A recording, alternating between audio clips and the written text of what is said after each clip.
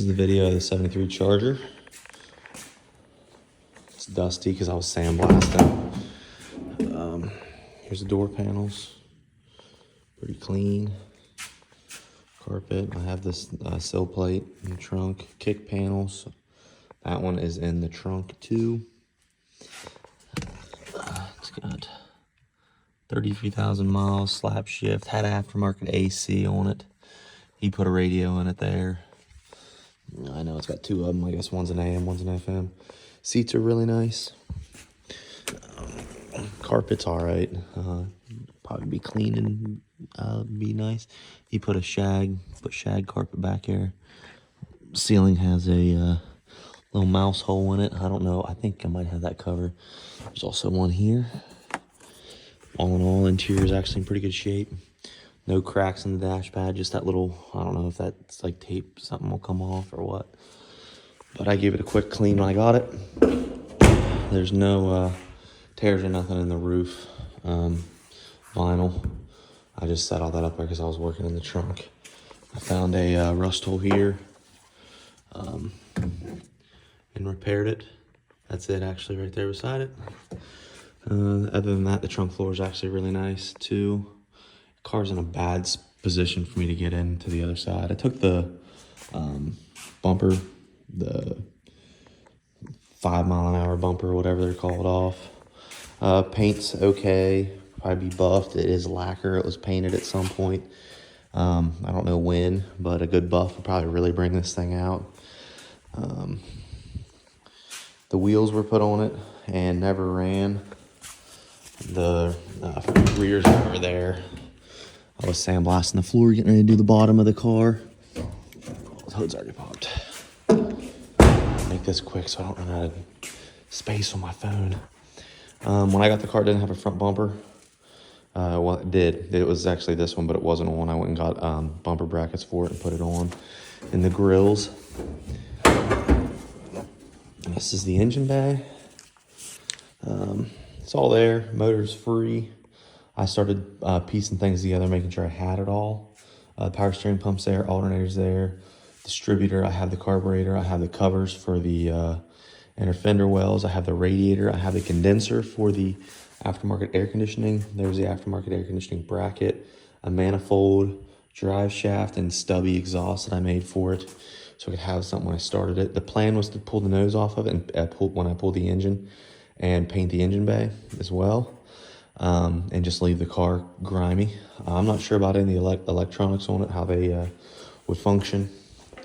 This is the 8 3/4 for it. I was actually getting ready to clean it up tonight, but I got home a little late. I'm gonna order new bushings for it and the new flex brake line. Obviously you can see I cut it because it is packed full.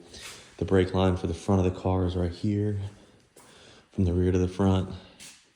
It's still in good shape. I cleaned it out yesterday. Sway bar, I cleaned it up. I didn't sandblast it. I just kind of wire wheeled it. I'm gonna epoxy prime it and put it back on the car. As far as underneath, this is it. There's no real big issues. A little bit of booger in here. I don't know what that deal is. It's just the edge is like needs painted or something. 727. That's essentially the floor of the car right there. That's the part I haven't done. Disc brakes on the front. I don't know that they're locked up, but they might be. I was gonna rebuild them too. Just your frame rails. Just kind of gave it a quick one for the sandblast. Because of the space, it's just hard to sandblast in this garage. It's just to the bottom of the car, a little booger there. You can see that very well.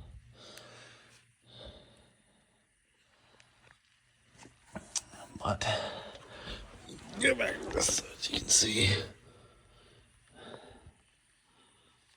All in all, not a bad car. The other side of the car isn't in bad shape either. It's just the way I have it in the garage is really tough for me to get in there.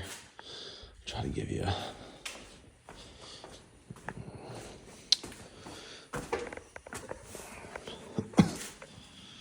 how well you can see it, but not very.